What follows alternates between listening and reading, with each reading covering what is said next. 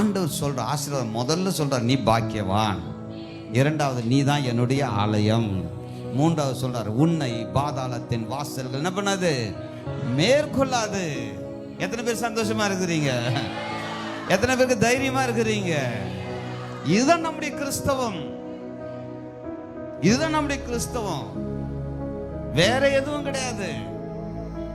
உலகத்தின் ஐஸ்வர்யங்கள், உலகத்தின் ஆசாபாசங்கள், உலகத்தினுடைய நம்பிக்கைகளை எல்லாம் நாம் நீக்கினால்தான் கிறிஸ்து யார் என்பதை நம்மால் அறிந்து கொள்ள முடியும். இன்னைக்கு நம்ம அதை நீக்க மாட்டோன்றோம். என்னதான் கத்தி கத்தி பிரசங்கம் பண்ணாலும் இந்த பிரசங்கம் என்பது உங்கள் வாழ்க்கையில எந்த ஒரு மாற்றத்தை ஏற்படாதது காரணம் என்ன தெரியுங்களா? நீங்கள் விரியன் பாம்பின் குட்டிகளை போல உங்கள் காதுகளை மூடிக்கொண்டிருக்கிறீர்கள். கத்தி கத்தி பிரசங்கம் பண்ணாலும் செய்யதை தான் நான் செய்வேன், ஆனால் தான் கிறிஸ்து யாருன்னு உன் வாழ்க்கையில மகிமைப்படல, கிறிஸ்து யாருன்னு உன்னில பிரகாசிக்கல.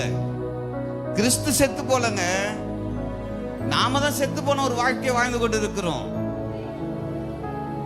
கிறிஸ்து ஜீவனோடு கூட இருக்கிறபடினால தான் நம்மளை மறுபடியும் அவர் உயிர்ப்பிக்க வல்லவராயிருக்கிறார்.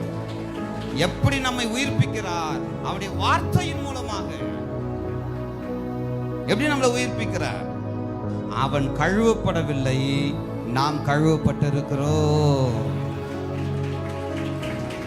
அவன் இயேசுவை மனிதனாய் அறிந்திருக்கிறான், நாம் இயேசுவை ஜீவனுள்ள தேவனுடைய குமாரன் என்று அறிந்திருக்கிறோம்.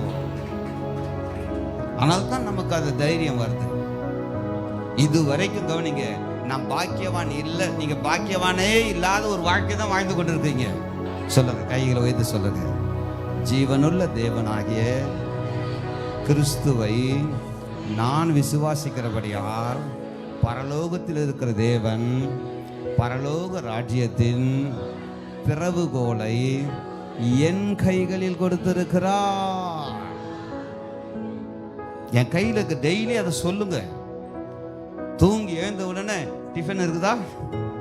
என்ன இன்னைக்கு டிஃபன்? அப்படி போகாதீங்க. உங்க கையை பார்த்து சொல்லுங்க, என் கையிலே பரலோக ராஜ்யத்தின் திறவுகோல் இருக்கிறது. நம்முடைய பிரச்சனை எல்லாத்துக்கும் பரிகாரம் பரலோகத்தில் இருக்கா இல்லையா? சொல்லுங்களேன் வாயை திறந்து. நீ எது வேணா வரட்டும், இந்த பூமியில கடனா இருக்கட்டும், வியாதியா இருக்கட்டும், பலவீனமா இருக்கட்டும், கஷ்டமா இருக்கட்டும், சத்துருவா இருக்கட்டும், எந்த பிரச்சனையா இருக்கட்டும், எல்லாத்துக்கும் பரிகாரம் எங்க இருக்குது?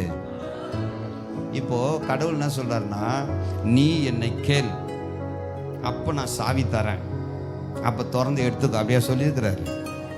என்ன சொல்லியிருக்கிறாரு?